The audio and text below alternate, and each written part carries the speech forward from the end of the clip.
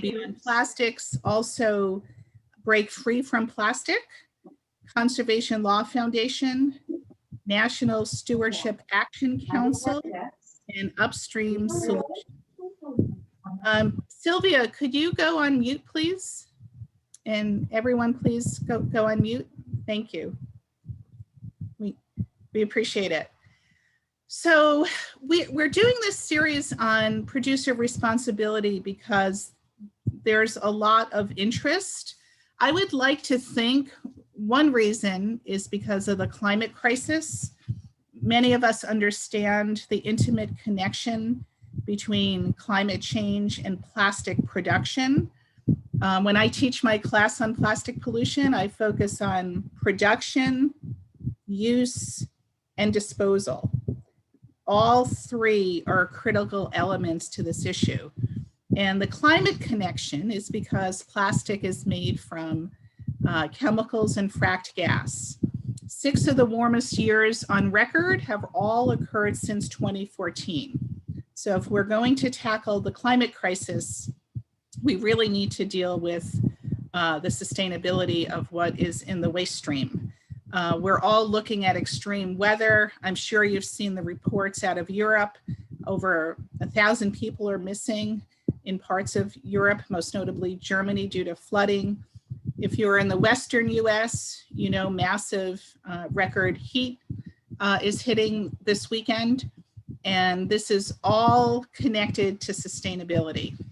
So the way this is going to work today is I will introduce our guest speaker, who will present for about a half hour, and then we will take questions from you.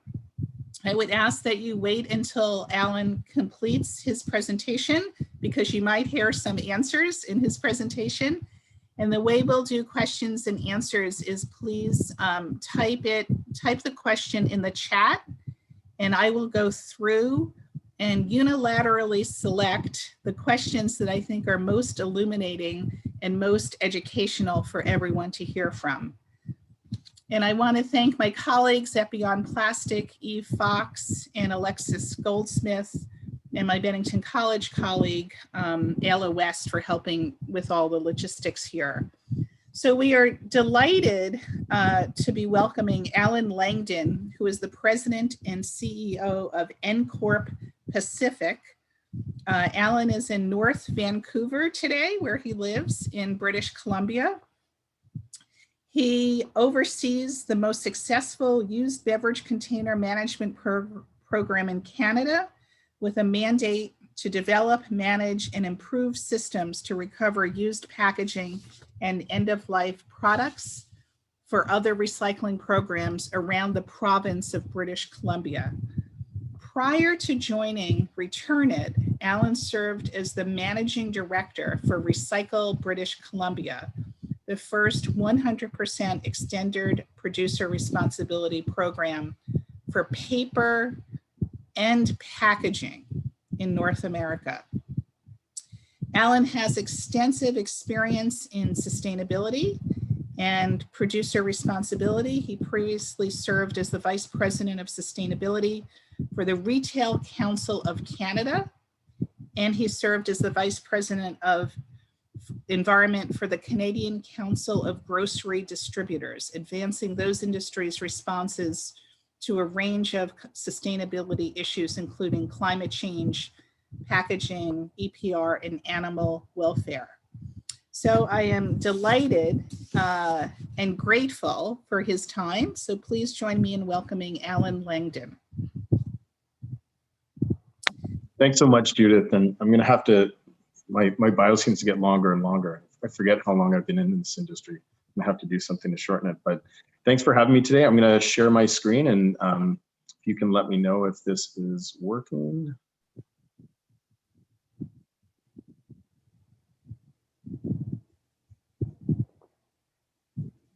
Just gonna go back to the beginning. Apologies, I had it. All right, yeah. Perfect. You got to go back all the way to the beginning, though. Can you see the beginning? Yeah. Or is it still? No, now we're good. We're on the first slide. Thanks. Awesome. Okay. So thanks, everyone.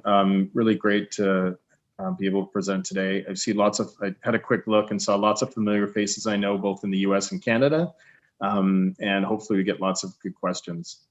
And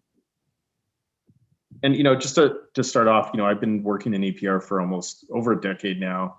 And one of the things I can say for sure, I've been monitoring sort of the dialogue and the debate in the United States is I spent a long time over the last 10 years presenting in the US and trying to advise producers that this was coming and they better understand it and take advantage of it. And what I see happening in the States is fairly typical of what I experienced in BC is there's a long period where everyone is promoting EPR and wants EPR to happen. And then as soon as it's about to happen, people start freaking out because it means that things are going to change and no one wants change. So change is not bad. There's obviously things that need to be considered with change. And, I don't think EPR, and I've never advocated that it's a silver bullet. EPR is one policy that's necessary as kind of a range of policy solutions to deal with what everyone's concerned about in plastics. But there's no doubt that there are other complementary policies required. And the other thing is everyone tends to, as we have this debate about EPR, see it in very kind of polarized terms. And one of the things I appreciate about EPR is at least it's practiced in British Columbia, is it's a flexible model. I think a range of different industries have approached EPR and used different approaches based on the type of product that they're managing and its distribution model, whether it's primarily a consumer-based model or primarily a model that's going to kind of a business to business. So there's lots of flexibility available with EPR. And so it's anyone that tells you that EPR is going to be this or going to be that is probably not telling the truth or doesn't know what they're talking about. There's lots of way for EPR to manifest itself. And there's probably going to be a continuum of how it happens. Anyway, I'll continue on. So this is kind of a overview of the presentation.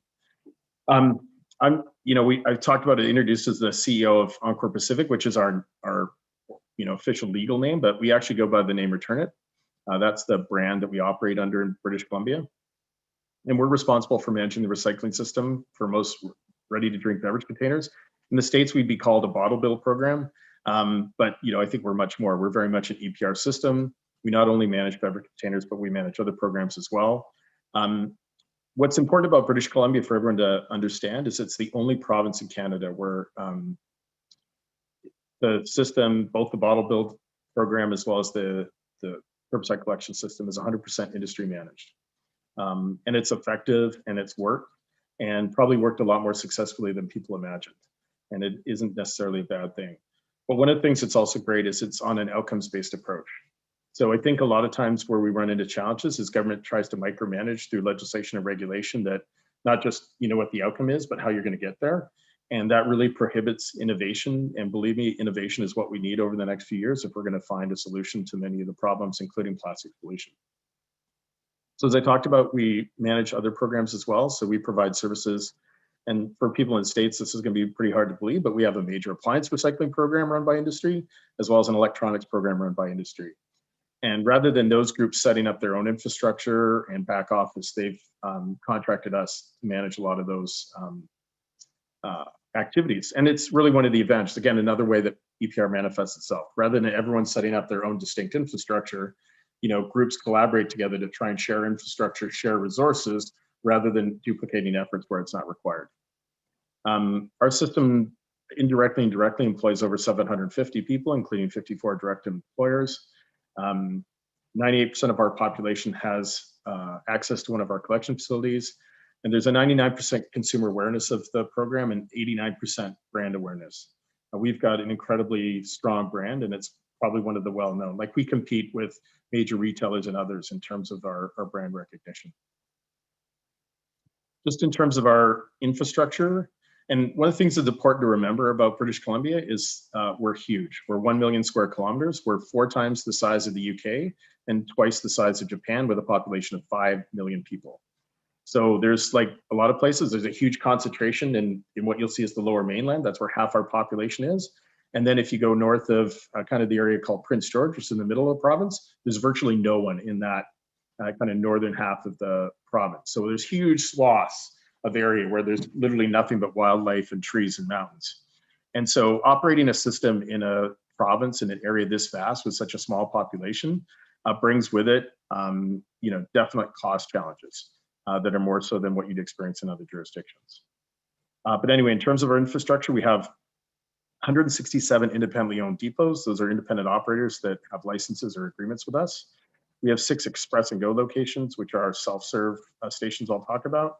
And then we have 1 Return It Express Plus location, which is a cashless storefront depot in one of the densest population places in the city of Vancouver. And it's another example of kind of innovation and trying to find new ways to provide service delivery. We also get 5% of our volume from retail, and there's a list of the kind of the 260 grocery stores, 195 government liquor stores. And then we also have an agreement with Recycle BC, which is the PPP or curbside collection provider. And so any of the containers that go through that system will return to us. We pay them the associated deposits, and they're able to take that material and credit against our recovery rate. Quickly, these are all the materials that are in our program. I would note that milk and milk substitutes are coming into our program February 1st next year. So we'll probably have the most expansive list of material in North America in terms of what's covered under our program. We are not responsible for beer and aluminum cans or refillable glass. That has a separate program, although we are just about to get our stewardship plan approved for the next 5 years. And that will likely include all aluminum cans. And so we may see some of that material come over to us as well. Just quickly, so we've collected about 21 billion beverage containers recycled in 26 years. Our recovery rate in 2020 was 76.2, which is probably the lowest it's been in 3 years and somewhat impacted by the pandemic. But we still collected over 1 billion beverage containers, and that was equivalent to a reduction of 105.5 thousand tons of CO2 equivalent being released in the atmosphere. And we have been above our 75% regulated requirement for the last 26 years. So I know that last time I checked in US, I think your PET recycling rate was somewhere south of 30%. And ours, I think the lowest it's been for a year last year was 70, but I'm expecting this year that it's going to exceed 75%, just our recycling rate for plastic. I think one of the things that's really important about EPR and where I think EPR can make a difference is the transparency in terms of what happens to the material. My experience in this area of waste management and recycling over the last years is that sometimes it's a bit of a black box as to what happens to the material. A lot of people talk about the material being collected, but not enough people want to talk about what actually happens to it and where it goes. So in part of our annual report each year, we have to disclose at a high level what happens to that material, where it goes. Behind the scenes, we actually have to have an independent group, and so we hire an external auditor every year that needs to attest that the claims we made regarding the end of life were actually valid. So they'll review the source material and source documents as to the transactions that take place for where the material goes, and then independently test that what we said happened to the material actually happens. And that needs to happen. We need that level of transparency if we're going to be sure that the claims being made are verified, and we can be sure that the actors in this space are actually doing the responsible thing with the material. So 100% of our aluminum cans go to a facility in Kentucky, and we actually collaborate with all the bottle bills in Canada to act as a selling group and sell all that material to one buyer. 100% of our plastic is processed at Merlin Plastics, either in BC or Alberta, our adjacent province. And it's happened that way over the last 26 years. We do not send plastic material overseas, and we never have.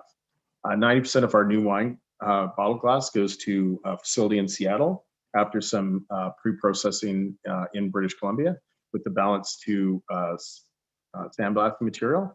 And then the only material that really is leaving the country is our Tetra and Gable top. It's about 90% of that is going to tissue toilet production in South Korea.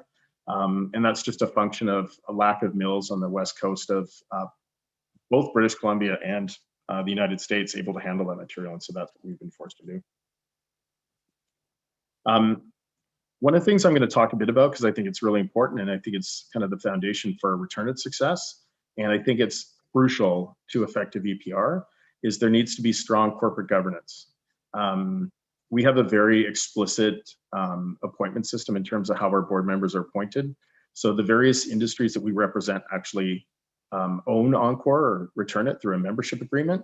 It's a non-share membership agreement, so there's no financial value, but it means it's very clear that the industries we represent own and control Return It. Through them, they appoint 7 industry members. And then we also have 2 unrelated members on our board. So these are people that have no ties to any of the industries represented at Return It. And typically we've looked at them to provide specific corporate governance expertise or legal expertise or financial expertise. Our annually we would go through $200 million a year in terms of the amount of cash coming through Encorp. And so you need to have very professional and experienced directors to ensure that the appropriate things are being done. And, I think it's a real benefit to industry to have unrelated members there. I think having that independent guidance and lens on decisions is important. And so by practice, they also chair our audit and governance committees. And then in addition to the board, we also have an advisory committee of local government recycling NGOs, citizens, small brand owners. We've started to evolve their participation so that they're actually becoming a key stakeholder in terms of when we develop our stewardship plan. They're what I call an early review group. So before we release it publicly or to the ministry, we actually work with our advisory committee to review our stewardship plan and provide us feedback to help us improve the plan and maybe address some of the weaknesses before we release it to the public or share it with the ministry. It's important to know EPR is the law in British Columbia. So in 2004, BC enacted the Environmental Management Act. And then in October 2004, filed the recycling regulation. And I just want to speak to a bit of a distinction in British Columbia and Canada, how legislation regulation works versus the US. So in Canada, regulations are often approved and developed by cabinet. So rather than going through a legislative process, and typically in our system, you have a premier or a prime minister, and then they have a cabinet, an executive council appointed by let's say the premier, who is the head of whatever ruling party. So whatever party has the most seats in our system, they appoint a premier, that premier appoints a cabinet. And so that regulation never had to go through a legislative process. It was just developed and approved by cabinet after some public consultation. And that's different. I think what you have to deal with in the States is most of this thing is done by a legislative process, and that can have all sorts of challenges based on how the US runs its legislative process. But one of the things that's very helpful about the recycling regulation was the framework regulation. So it established basically the parameters for all programs, like a common recovery rate and things that were required for consumer access and different components. And so every program needs to align with that. And so when a new product category is established, rather than having to do new legislation or new regulation, you simply add a new schedule to the regulation. So when packaging was brought in, it was Schedule 5, and it was like a page and a half. And it just outlined what was going to be different specifically about the packaging program. And then it was up to industry to develop a stewardship plan, or roughly a 35-page document that outlined how we were going to operate the printed paper packaging program in British Columbia. That gets approved by the ministry, and then from there we submit annual reports. As I said, product categories are separate schedules. So packaging is Schedule 5, beverage containers is Schedule 1. And there's now over 15 stewardship agencies managing materials such as tires, electronics, pharmaceuticals, small appliances, power tools, major appliances. Like it's fairly extensive, and definitely the most extensive list in Canada. In terms of how the stewardship plan process works, so you have to file every 5 years. We're currently awaiting approval of our plan. I expect it relatively soon. Some of the key points: minimum 75% recovery rate. There has to be convenient access to collection sites, collection points, and those collection points need to be free. Like people cannot be charged for dropping off their materials. There's consumer awareness requirements, as well as a consultation process that must be followed when you develop your stewardship plan. So for us, I believe we had a 72-day consultation process. So we put our plan out, and then there's a 72-day process for people to look at the plan and provide comments, as well as in COVID, it was webinars. Previously, it was in-person public meetings. In terms of reporting requirements, we have financial recovery rate and non-financial NFAID audits, which is what I referred to previously. So we have the financial reporting we have to do. We publish our financial statements every year, but then there's non-financial metrics that we have to report on and have to be independently audited and verified. And those would include our recovery rate and the calculations used to reach that recovery rate, the NFAID of the material, as well as independent audit and verification of the collection facilities that we are reporting as part of our annual report. And that annual report goes to the Ministry of Environment Climate Change Strategy and is also released to the public. And ours was just released on June 30th this year. So again, packaging and EPR in BC is covered by 2 programs: Return It, the beverage containers, which I want to point out one of the benefits of our program is it covers both residential and commercial. And so you're managing material for both those streams. And that's, I think, a bit of an issue. It's still an issue in other parts of Canada, and I'm sure in the US. And then Schedule 5, packaging and paper products, is residential packaging. There's a bit of a discrepancy in the recovery rate, and I would focus on two things in terms of Recycle BC's recovery rate versus ours, because ours is typically higher. One is they use the sales from the previous year when they're calculating the recovery rate. So they were using 2019 sales to calculate the recovery rate for 2020. And of course, 2019 sales were much less than 2020 when there was a huge influx of material being sold into the residential stream compared to other years. And so I expect that to drop off. And also the collection rate, that's still one of the adjustments that still needs to take place is that in the packaging program, it's a collection rate. So tons collected versus what was put in the marketplace. Unfortunately for PPP, which is different than most of the other stewardship programs, like any, curbside collection, when you collect material, there's an element of contamination in that collected material. And so that element of contamination is still included in the recovery rate. And so I think one of the adjustments that needs to be made going forward is some deduction. So you're actually be able to compare how much packaging was collected through the system versus how much supplied, because there could be things like scrap metal and just other materials that aren't packaging as part of that 85%. In terms of the collection system and how it looks in BC, and this is, I think, an important distinction. So one is, if you can imagine, there's a standardized material list for all curbside and multifamily collection in the province. So whether I'm in the Lower Mainland in the south, or in Prince Rupert in the the West Coast, or in the Southwest Kootenays in Caslow, I have the same material list. So I don't have to re-educate myself wherever I am. It's the same material list, whether I'm doing depot collection or curbside collection. And also the material list includes a lot of programs not in traditional recycling programs. So coffee cups, aerosol containers, plant pots are all things that are covered in the program and not necessarily seen, and single-use coffee pods, and not necessarily seen in traditional programs in the US. Recycle BC also made a decision back when we launched to separate glass.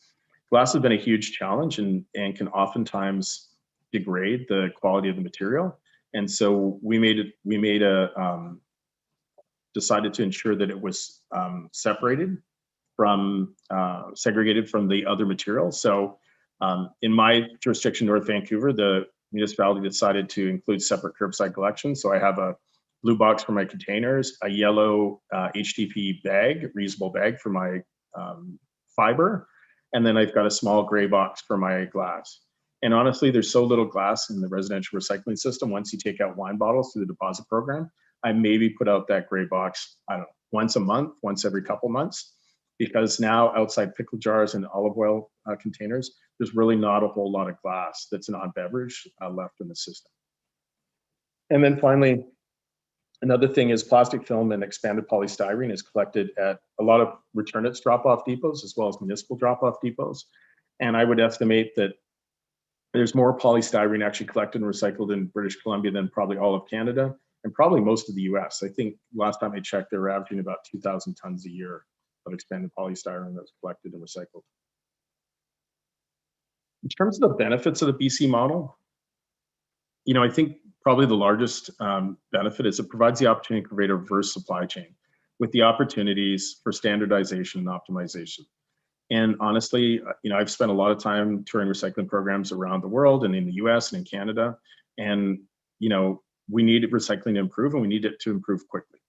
And without standardization, it's difficult to optimize. As long as we continue to try and optimize system where every municipality runs a different system, it's going to be really challenging.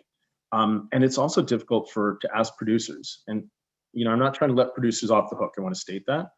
But it's hard to get them to create packaging when they're having to create it for this diverse array of different programs. So, part of the benefit of standardization is then once you've standardized the system and optimized it, then you can actually have producers either change their packaging or trying to influence how the systems run so that their packaging can be properly not only collected, but responsibly recycled. So there needs to be some level of producer influence, both on the creation and end of life management. And, one of the issues with the EPR, one of the benefits of the EPR is that cost is then borne by producers. So, for sure they're having to pay the cost, but they also need to control if we're going to see it actually manifest itself in an improvement in the system performance. And what I've often said to producers, I think this is the best long-term opportunity to manage their material in light of the increasing costs, volatile commodity markets, which you've all seen with the impact of China over the last few years, as well as the continued innovation in packaging types of materials. And whenever I, provided advice to state governments or local governments, I said, I get that people, especially local government, really like the recycling system and there's deep ties, but there's going to be a lot of costs associated with that system going forward. And the system is a lot different than when they created it. It was managing newspaper and glass and aluminum can or tin cans. And as the system increases to manage that lightweight material, there's a lot of investment that's going to be required. And I often question local government, why would you want to make that investment? Wouldn't it be better to have those investments made through an EPR system where it could be done intelligently and hopefully where you can leverage economies of scale to manage that material in a more optimized manner. In terms of requirements for an effective EPR, I'm a big fan of outcomes-based legislation. Provide industry with specific targets and then the flexibility to develop the most efficient, effective model. And we can spend a lot of time talking about what those targets should be and how they should be implemented. But let's focus on that. Let's focus on what industry needs to do and the targets they need to achieve, and let them figure out what's going to be the most efficient way to do it. It absolute must is strong governance for stewardship agencies. There needs to be a balance of representation of industry as well as independent directors. And I think without that, things can go horribly wrong. And there's lots of examples of that. And so I think it's incredibly important that we have that balance and we have people on these agencies, on these boards that can bring an independent lens and ensure that the stewardship agency is fulfilling its responsibility under the legislation and the regulation. And then I think it's important also to have effective oversight. So in BC, that is supplied by the ministry, but they've also delegated that to a third-party assurance process so that some of that kind of day-to-day oversight can be taken on through that process. And it's actually a much more effective model than getting, having more government people trying to do that kind of assurance. And I found it a very effective model in working with auditors to ensure that we're meeting the requirements, and that we can. And I think some stewardship agencies have questioned the dollar spent on third-party verification. For me, it's worth its weight in gold. I think there's always skepticism about recycling and what happens with that material, and having a third party review what happened with the material and be able to verify that our claims are accurate is incredibly important. And I would be happy to pay twice as much as what it currently costs to do it, because without it, it's just another way that people can question, what's happening with the material and whether is what our claims made about recycling actually taking place. And there's lots of when we talk about impact to municipalities, for sure, again, to maximize the benefits of EPR, producers require some control of this system in order to develop and optimize that reverse supply chain. And there's no doubt, and we saw it in BC, the transition can be difficult, but it can be managed with collaboration from industry and local governments. And when we went through our initial contracting process, it was incredibly difficult. Even though we templated our contracts on the contracts that local government used with their suppliers. The challenge is when local governments looked at the contracts that they had issued to other people and realized that they were going to be bound by the same requirements. It's a very difficult moment because it's different being the one contracting the service than being the one contracting or being contracted to do it. And so that was a key kind of transition for us, but one we were able to work ourselves through. And I think now industry, in British Columbia, we gave municipalities choice, and I think that's a key requirement, is give them a range of choices and timelines. So when we went through the process, governments could just continue doing what they're doing and not get paid from us. They could contract with us and so continue doing what they're doing with some changes, but get money from the EPR program, or they could turn it over completely to industry and have industry run the curbside program on their, directly without any involvement from the local government. Only a small number of governments took that final choice of turning it over to industry in the beginning. But as we've gone through the process, more and more local government. So where I am in North Vancouver, they chose to continue to run it initially. 5 years later, they turned it over to industry, in part because they saw that industry was running it well, and it meant they could, basically absolve themselves of all of that cost. Because even when we were paying them a certain amount per household to manage it, there were still administrative and other costs that were required. And so over time, as the program's proven successful, more and more they've just tended to look, especially large municipalities, just look to industry to continue to run it. City of Vancouver, the largest municipality, they made that choice 3 or 4 years ago. I'm just going to go, I know there's probably lots of questions on the packaging side, and I've tried to give information. I'm going to go briefly through some of the things that we're doing, and I'm going to try and play a video just to give you an idea of the links that we go to, I'm just quickly going to see if I can, we're having problems with this in the,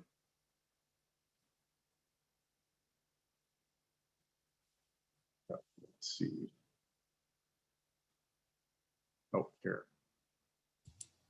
Okay, I think I found it. So I'm going to do this and hopefully it goes well. These days, we want things to be easy, like getting a ride, or fast, like shopping. But returning your empties? Return It Express makes it fast and easy. Drop them off and refunds go into your online account. That's it. Return It Express. In BC, it's just what you do. So we have, we spend quite a bit on our advertising. So we have regular deployment of TV commercials as well as social media, digital, and a variety of other sources. And we spend a lot of time. You'll have seen some of our characters. They're not only in TV commercials, they're also in digital. We also have puppet versions of them. So if people do a really good job recycling, they're able to get those characters delivered to them, and then they will post on social media and do different things with them. So it's been really successful, but I think it really has helped, the characters and the amount of time that we spend on public engagement has helped really build a strong bond between our consumers and the program, where they're very invested in not only recycling, but in the success of the program. And I think that's key. And it's made the program, I think, more accessible and understandable for the average person. There's certainly a lot of us, particularly on this call, that are very invested in recycling, but for the average person, it's a bit of an unknown and a bit of a dark entity. And so I think the more that we've been able to make it as accessible and as friendly as possible has really helped build a connection between us and our consumers. These days, we want... Oops. Sorry about that. I just want to talk about some of the changes briefly made. And again, this is, I think, the difference between a bottle bill program and between an EPR program running a deposit system. So when I started this current position in 2018, I quickly identified that our current system wasn't working. We're asking people to come to our depots, sort containers, wait in line for 20 minutes and get $4.20. Not a great customer experience. And so we've quickly pivoted to a system we call Express, where people can drop off their containers. They set up an online account, the containers are counted for them, and then the refund's uploaded to an online account. And then when they have more than $10 in the account, they can just hit redeem and we email them the money. We never take their banking information. That's done through a third-party service. But it means that, especially for consumers under 35, they don't want to wait in line, they don't want cash, and they want something as easy and convenient as possible. We allow them to order bag labels online for free delivery. And we've seen a 95% improvement in customer satisfaction level. And in the 2 years that we've been running the program, have over 160,000 registrants. And we'll probably top 200,000 this year. We have 70 locations currently and expect to have 100 locations in the next couple of years. And then we'll be launching our second cashless Express Plus facility later this month. We've also started looking at self-serve models through what we call Express and Go. So transforming these sea containers into basically self-service depots. Now have 6 locations, including we're launching our first partnership with the largest retailer in Canada, Loblaws, where we're going to have one on one of their store parking lots. We're going to expand probably another 4. We had hoped to expand to a number, minimum of 5 this year. That's probably going to be 10 or more. But what's been really useful about this format is it provides us an opportunity to provide access to smaller communities, more rural communities, where having a full-size conventional depot wouldn't be possible, just not enough volume. And also gives us opportunities in dense urban areas, either through partnerships with retailers or local governments, to also establish accessible sites. And for us in the city of Vancouver, land values have increased, I would say 9 or 10-fold over the last 10, 15 years. And so getting access to real estate is becoming more and more challenging. And so having an option like this is great. Plus, it offers expanded hours for what consumers expect. We either open from 7 to 10 or 8 to 8. And it means consumers have access to a lot more, a lot longer hours in terms of their ability to be able to drop off their beverage containers. I know we're running out of time, so I'm going to go through these last 3 slides. We've also, again, another change we made, simplified the deposit. It's now 10 cents for everything. It used to be 5, 10, and 20. We increased the 5 to 10. First program in North America to unilaterally do that on our own, increase our deposit level.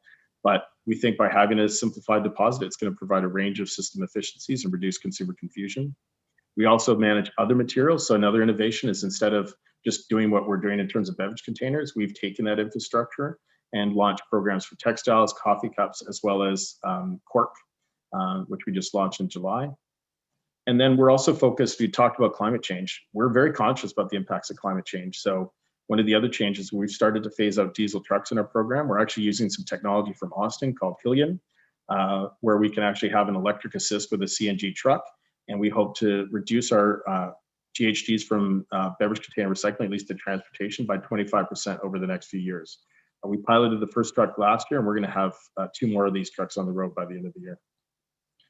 And then finally, we're a big fan of the Ellen MacArthur Foundation and participating in both their global commitment and the Canada Plastics Pact. I'll only talk about our specific commitments. We want to have our recycling of plastic beverage containers in BC at 80% plus by 2025, and I'm hoping we get there before then. And we're also eliminating the single-use plastic film from our supply chain. So when I came here, a lot of our containers were still managed in plastic bags. And so we will have eliminated that from our reverse supply chain by the end of this year. And it's not something that gets talked about or is necessarily seen, but it's important that we as an organization take that step, because if we can't eliminate single-use plastic film from our supply chain, why would we expect any of our partners or other suppliers to do the same? So we're really committed to that as well. And I think I'm just going to leave it there, other than say we have a podcast, Closing the Loop. If you want to check that out, just go wherever your podcasts are, and happy to take any questions. Thank you, Alan. That was really fantastic. It's clear that your operation is making great progress on recycling. I want to ask you about how waste reduction is addressed. You just touched on it in terms of getting rid of some of the film plastic, but there's a lot of interest in refill and reuse of packaging. How can we think about approaching that in a new EPR system? Yeah, no, I think it's a great question. So a couple things.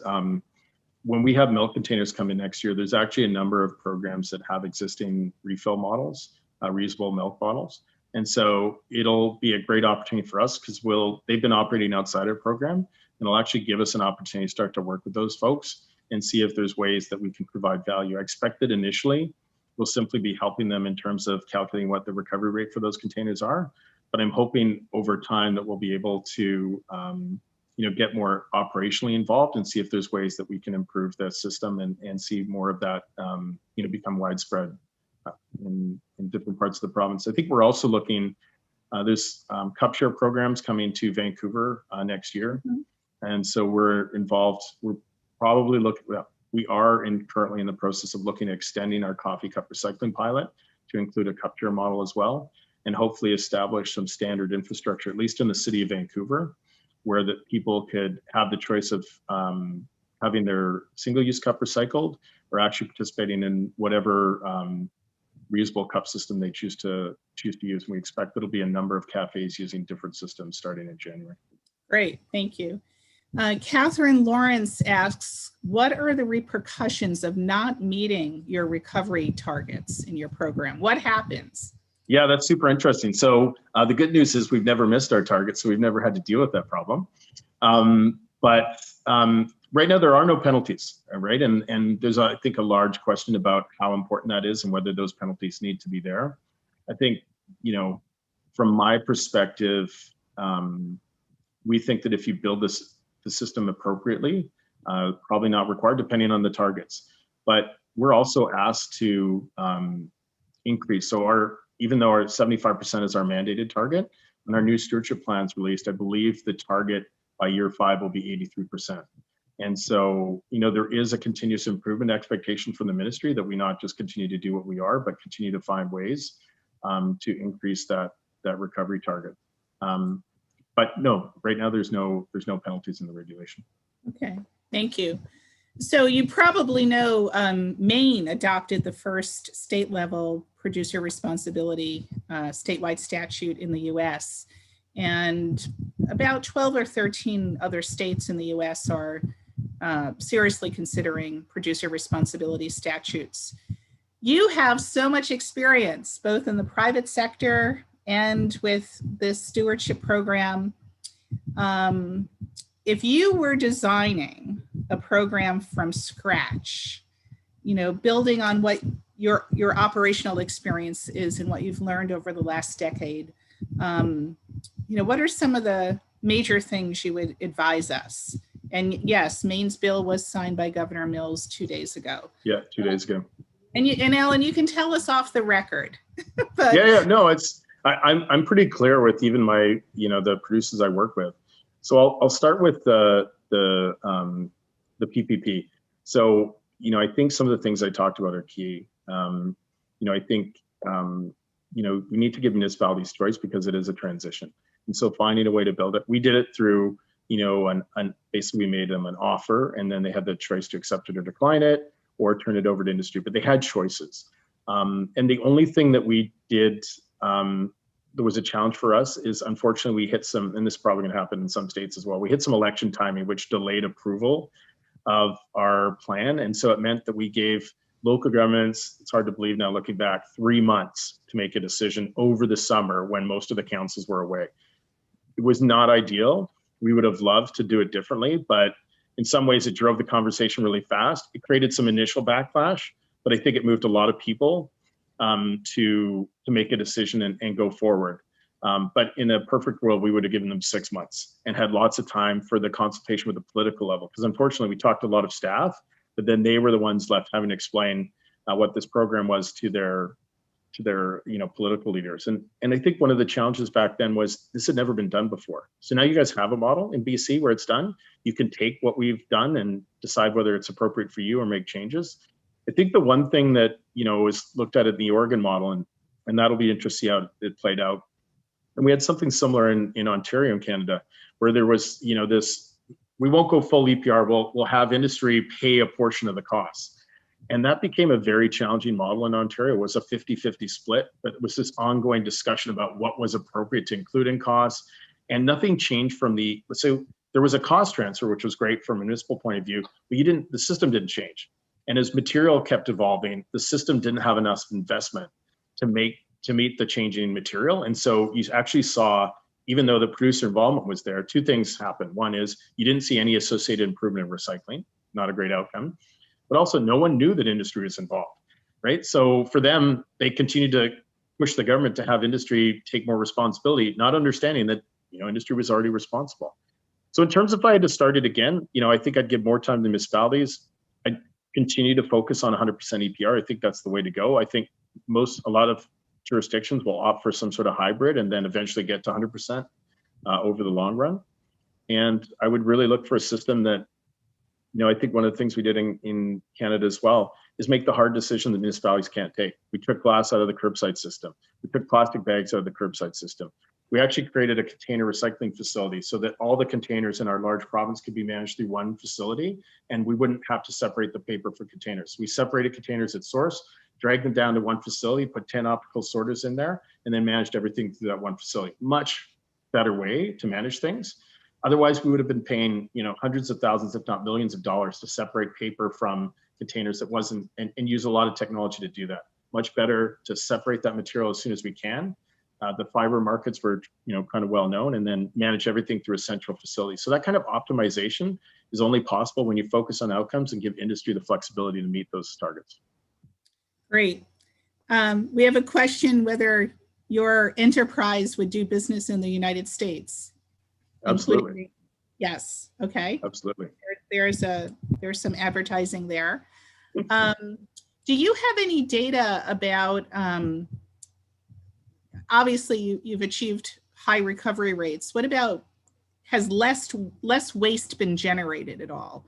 Or are you about the same as other countries? Yeah, so I think there's less waste generated in British Columbia. There's certainly our neighbor Alberta, which has a program like Return It, is probably generating twice, if not 3 times the amount of waste. So like I said before, I think EPR is an important policy, ensuring that the recyclable material can be recycled responsibly and is paid for by producers, but there's still other policies that need to come in. So I know that, for example, the federal government is looking at policies to actually ban certain types of single-use plastics, and certainly local government in Vancouver is looking at putting a charge on cup fees and making cup share a requirement if you want to continue to sell single-use coffee cups. So, you know, I think the EPR is one of a range of different policies you need. It's an important one, but I think I've never said that EPR is going to solve all your problems. It would be a fallacy. And the one thing I think that both industry and the government are looking here, and I think in some ways, some states have got out in front of us, is recycled content mandates. A number of my members on a voluntary basis have made that, and that's got to be a key part in terms of the next phase. And one of the changes in our new stewardship plan is we're actually going to start reporting the amount of our material that ends up in new packaging or new bottles. So it won't be enough to say how much we collect, but we'll say of the, you know, let's say 20,000 tons of plastic we collected, 60% of it ends up in new bottles. And we think that's an important metric to support the work that our industry is doing and trying to make sure that there's a more circular model for that material.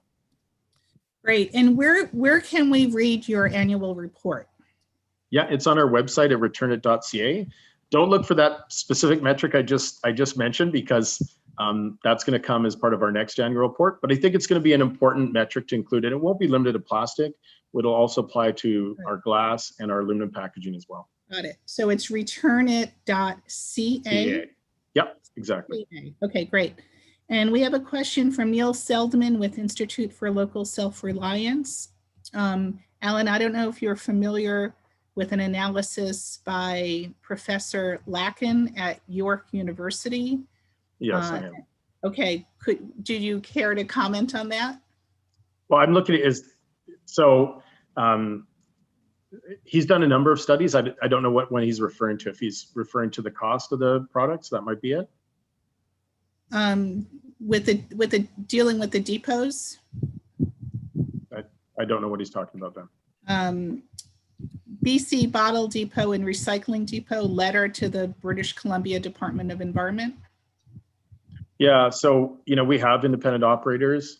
You know what? They've done really well over our program over the last few years.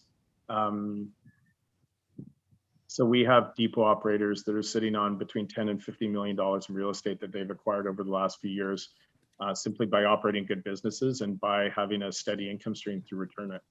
Not all our independent operators are necessarily happy, but I would say that it's a very healthy and thriving business, and one where many of our operators are able to sell and get a 50% return on their investment after 5 years.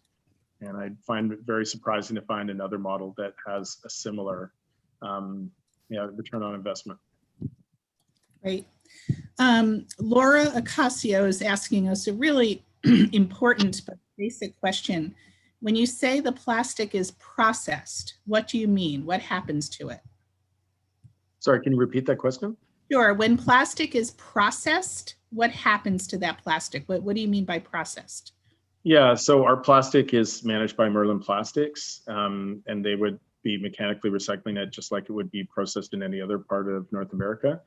I think the majority of it is going back into, is turned into pellets that are used to create new plastic bottles. There's certainly some that still gets used for textiles and for carpets. And I think that's part of the process for, developing a reporting mechanism where we can start to report how much of that material actually, comes back in the form of new packaging. We think that's an important metric to be transparent about. And so we're hoping that, our goal is to see that go to 100%. Right. And along those lines, we're hearing conflicting information on what happens with aseptic packaging or drink boxes. So Shira Lane is asking, what are you doing with the drink boxes? I assume aseptic packaging. Are they upcycled or recycled? Yeah, so they're, as I said before, like for the most part, they're going to South Korean or Asian markets where they're used as the fiber is used in tissue or toilet paper. And that's for sure our most challenging market right now. There used to be opportunities to manage that material in North America, but at least on the West Coast, that has clearly shifted to South Korea and other areas over the last few years. Right. And another question from Neil Seldman, how much of the waste stream in British Columbia is incinerated? Well, the waste stream is beyond the recycling program, so I don't have stats in terms. There is one incinerator in Greater Vancouver, and certainly the local governments do incinerate some of their waste. In terms of the materials managed under the recycling, be Recycle BC or Return It. None of our materials end up at the incinerator. I know that Recycle BC is doing a pilot where they're taking some of the other flexible packaging, so that multi-layer, multi-laminate packaging, and actually having it transformed into energy pellets that can be used in things like cement kilns or other large industrial facilities, where hopefully those energy pellets are reduced greenhouse gas in terms of what the fuels would have been required otherwise. I know it creates a lot of consternation for people, and I don't think I'm advocating it as a long-term choice. But I think it was a proactive step to try and do something more productive with the material, while producers struggle with what can they do to make that material actually recyclable, such as moving to some sort of mono polymer packaging that would be, actually could be collected and recycled. Okay, so that's a little worrisome. We should make a note. And I assume there's nothing in the statute that defines recycling in a way that excludes cement kiln or garbage incineration or pyrolysis? Yeah, so the way the recycling regulation, it sets up a hierarchy. So reuse is the number one, best use. Recycling is number two, recovery is number three, and the disposal is number four. So the ministry's objective is to get everyone into number one or number two, reuse and recycling. While I hear the consternation, I think keep in mind that the amount of other flexible packaging is still small on a weight basis. You're talking probably 1 or 2% of the total packaging collected. And it would be great if more jurisdictions went to EPR, then there's more reason for producers to speed up that process of moving to a more flexible, because the challenge with the flexible packaging, and it's going to be a major project within the Canada Plastics Act, is as much the collection as it is the actual recycling of it once you collect it. So I think one of the challenges is you can't collect that material in a blue box. It just doesn't work, much like plastic film. So you need to set up some sort of alternative collection mechanism. And I think that's one of the challenges, as much as anything, that needs to be addressed over the coming years. Thank you. Sorry, this is so rapid fire. You must feel like you're at a news conference. I love it. No, this is great. Okay, I'm just trying to get through a lot. Alex Truelove with Environment America has a question about fees. Can you give us a sense of what the fee level is, and like logistically, how does the money flow with the fees? Yeah, so ours is a deposit program, and so there's deposits and then there's visible fees on some material, particularly the glass. You could have fees as much as 10 cents on glass, just because there's no inherent value in the material. For the PPP program,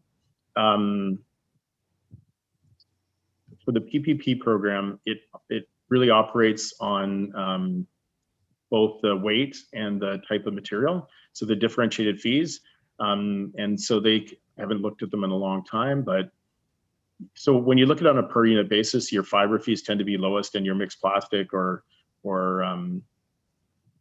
EPS / multi-laminate tend to be the highest. I think you're going to continue to see those spread because the costs of the multi-laminate are just becoming more and more expensive, and there's still a challenge with them.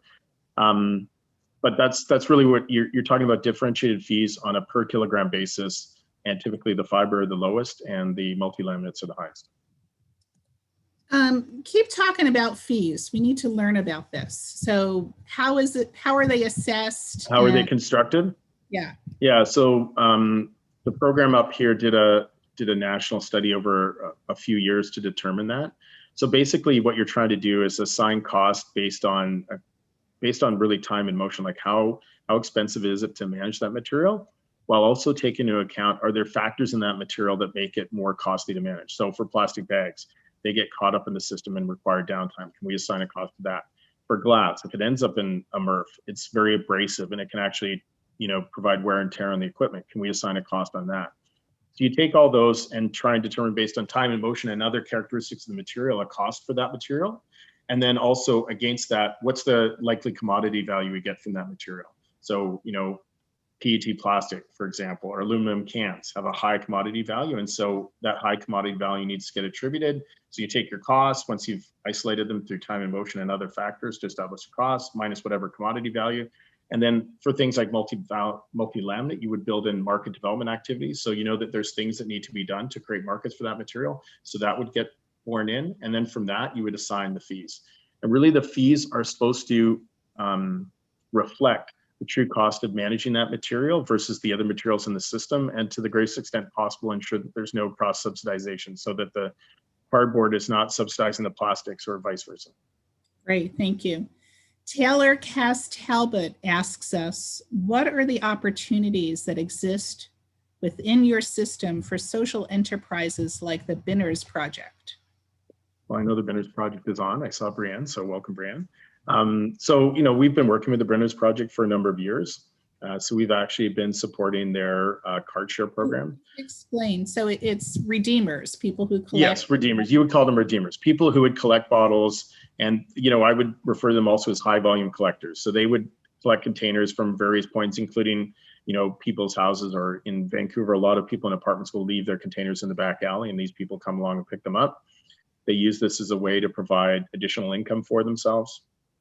And so we've worked with the Binners Project, a group that represents these folks, to help launch a cart share program where people will be able to take a cart from a location, use it for the day, bring it back to another location where it could be, they'll empty their containers, but it's locked in at that location, it's cleaned overnight, and then they can access it back at the original location the next day.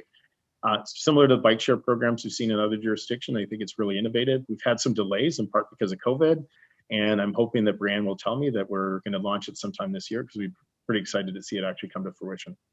Great. Thank you. So bad news, we're out of time already. We will share the recording. Alan, we've got a couple of requests already. Can we get a copy of your PowerPoint and share? Yeah, absolutely.